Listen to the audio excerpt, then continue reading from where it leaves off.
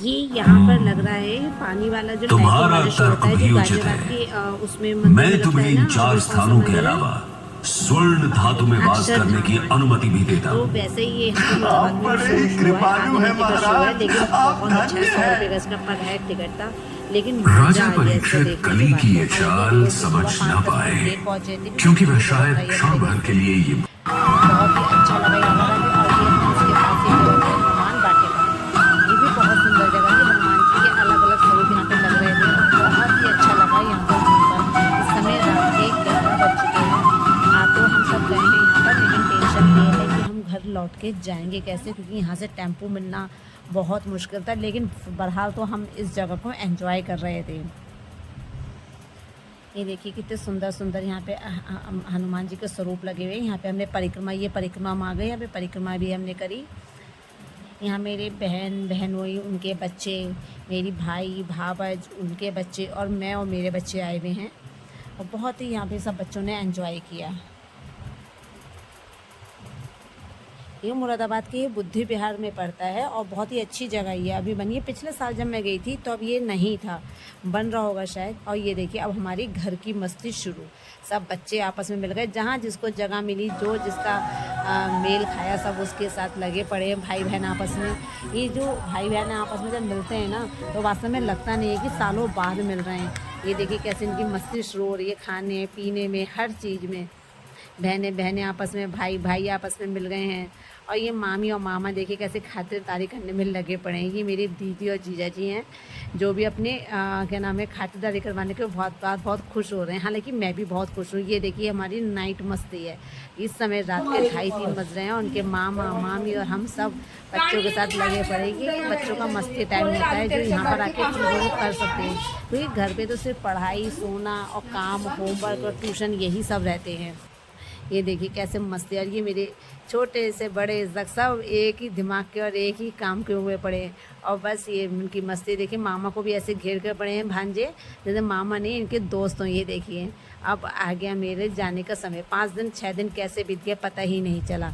ये जो हमारे रिश्ते होते हैं, ये जो परंपराएं होती है ना, अगर ये आज भी बनी हुई है ना तो उसके पीछे हम सबके संस्कार ही हैं, हमारे माँ बापों के संस्कार ही हैं।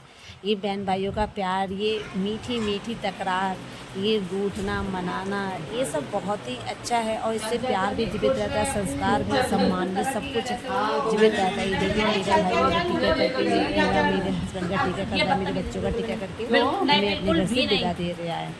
हालांकि बहुत ही चेहरों पे सबके मुस्कानें हंसती है, लेकिन दिलों में सबके ही दुख है।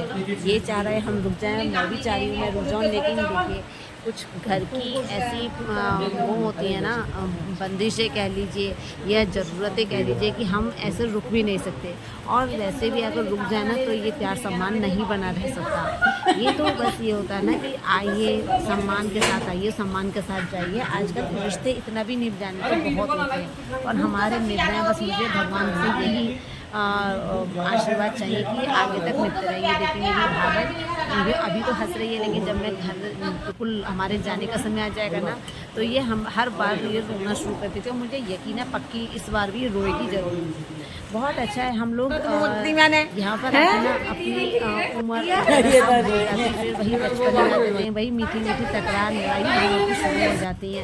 और यही चीज़ें तो हैं जो हमें रिचार्ज करती है। इसके लिए किसी चार्जर की जरूरत नहीं होती। सब बहन भाई आपस में मिल गए, किसी को ना रिचार्ज कर देते हैं। और पता है एक चीज़ और होती है, जब माँ बाप नहीं रहती तो बहन भाई आपस में मिल जाते हैं ना, तो किसी में माँ और किसी में पिताजी नज़र आ ही जाते हैं। उनकी बातें, उनके मजाक, उनकी संस्कार, उनके हाथ का स्वाद, सब कुछ कोई किसी में ढूंढ लेता है, कोई किसी में ढूंढ लेता है और अपने आप को हम पूर्ण कर लेते हैं। यही सारी खुशियाँ, सारा प्यार, ये सारी यादें सब समेट कर अपने घर पर, और यही सोचते कि फिर जल्दी से कोई ऐसा तीज, कोई ऐसा त्यौहार या इनके यहाँ से कोई बुलावा आए, फिर मैं अपने मायके में खींची चली जाऊँ। ये जो खिंचाव वो हमेशा बना रहता है और उसके पीछे बहुत बड़ा राज है। ये प्यार खिंचाव में क्यों है पता है कि ये इसलिए है क्योंकि हमारे भाई और भावज हमें प्यार देते हैं, सम्मान देते हैं। तो ये बहन भाइयों के लिए बहुत ही